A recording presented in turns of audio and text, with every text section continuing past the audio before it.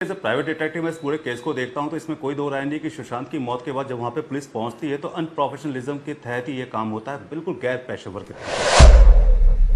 आप जैसे ही वहां पहुंचते हैं आपको जो वहां पे लोग मौजूद होते हैं, चाहे उनके सर्वेंट्स हों चाहे उनके कहते हैं दोस्त वगैरह हों, वो ये कहते हैं कि शायद सुशांत ने कर लिया। पुलिस इस बात को मान भी लेती है, ये ना समझते हुए कि उस कमरे में कोई कुर्सी नहीं है, कोई टेबल नहीं है और मौत हुई है लटकने।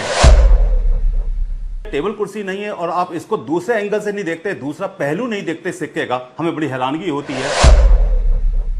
ये सब अनप्रोफेशनलिज्म लग रहा था हमें पुलिस का और उसकी वजह से ही आज सीबीआई के पास ये केस है। ये सुशांत का डमी बेडरूम है। इस डमी बेडरूम के अंदर टेबल नहीं है, कुर्सी नहीं है, सिर्फ यहां पर एक बेड है और एक फैन है जो कि बेड से थोड़ा सा साइड में है। जो भी कहते कमरे बनाए जाते हैं उन कमरों का जो आपका फ्लोर होता है और जो रूफ होता है उसका जो साइज होता है वो 10 फीट के आसपास ही होता है। अब उस कमरे के अंदर आप देखते हैं तो 2 फीट का एक बेड है जो सुशांत का बेड है जिसे हम डमी बेडरूम बोल रहे हैं। फैन लटका हुआ है जिस फैन की हाइट 2 फीट 1 इंच है और वो इस बेड से थोड़ा सा साइड में है। सुशांत की अपनी हाइट 5 फीट 10 इंच है। अगर आप समझने की कोशिश करें ये जो बेड है, बेड का जो फ्रेम होता है, जो वुडन फ्रेम हो सकता है या कहते हैं आयरन फ्रेम हो सकता है, इस फ्रेम से अगर हम फैन की हाइट को देखें तो 5 फीट 11 इंच के आसपास बनती है। फैन थोड़ा सा बेड से साइड में है, ना कि सेंटर में। स्लोप बनने की वजह से जो ये हाइट है 6 फीट 2 इंच हो गई फैन की बेड से। अगर वो हाथ रेस करते हैं बेड के फ्रेम के ऊपर खड़े होके पंखे के ऊपर नॉट बांधने के लिए, उनकी अपनी हाइट और 8 इंच जो उन्होंने अपने हाथ को रेज किया, ये हाइट कोई 6 फीट 4 इंच के आसपास बनती है। तो 6 फीट 4 इंच बनने की वजह से जो मार्जिन मिला वो सिर्फ और सिर्फ 2 इंच मार्जिन मिला। वो आम आदमी से काफी ज्यादा फिट थे। ऐसी फिटनेस के बावजूद क्या वो नॉट बांध सकते हैं? हमें ऐसा लगता है कि नॉट तो बांधी जा सकती है, लेकिन इसके बाद कई क्वेश्चन, कई सवाल ऐसे खड़े होते हैं जिनके जवाब मिलने बहुत जरूरी हैं। आप जब दरवाजा खोलते हैं उसके अंदर क्या आपने फिंगरप्रिंट लिए, यानी कि पुलिस ने फिंगरप्रिंट लिए? अगर फिंगरप्रिंट नहीं लिए तो क्यों नहीं लिए? क्यों उनकी स्टेटमेंट पे आपने यह मान लिया कि हत्या हो ही नहीं सकती? सिक्के का दूसरा पहलू ही नहीं देखा आपने।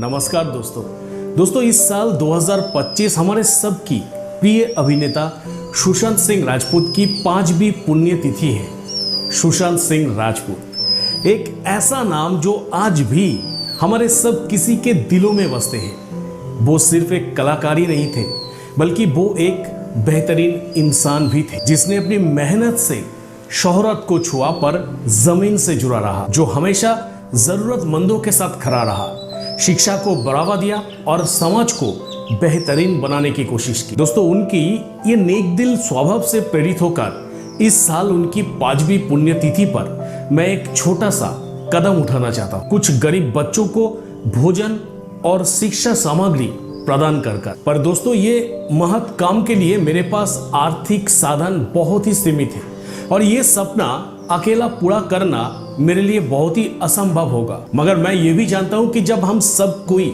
कुछ करने की ठान ले तो कुछ भी असंभव नहीं रहता है। दोस्तों, यदि आप मेरे इस काम से सहमत हैं और आप इस काम के माध्यम से सुशांत सिंह राजपूत की दयालुता को जीवित रखना चाहते हैं तो मैं आपसे तहे दिल से अनुरोध करूंगा कि सिर्फ 51 रुपए दान देकर आप इस काम को सफल बनाने में मेरा मदद करिए, क्योंकि आपका ये छोटा सा योगदान भी एक दिन के लिए ही सही पर किसी बच्चे के चेहरे पर मुस्कान ला सकता है। दोस्तों, ये सिर्फ पैसे देने की बात नहीं है, ये इंसानियत निभाने की बात है। हम तो कितने पैसे इधर उधर खर्च कर देते हैं, पर क्या 5 साल में बस एक बार के लिए 51 रुपए दान देकर एक बच्चे के लिए खाना और उनकी शिक्षा सामग्री उपलब्ध नहीं कर पाएंगे? दोस्तों, आप आपकी महत्वपूर्ण दान राशि इस QR कोड के जरिए या फिर इस अकाउंट नंबर के जरिए या फिर ये फोन नंबर के जरिए दान दे सकते हैं। उम्मीद है कि हमारी सुशांत भाई भी ये देखकर खुश होंगे कि उनकी चाहने वाले भी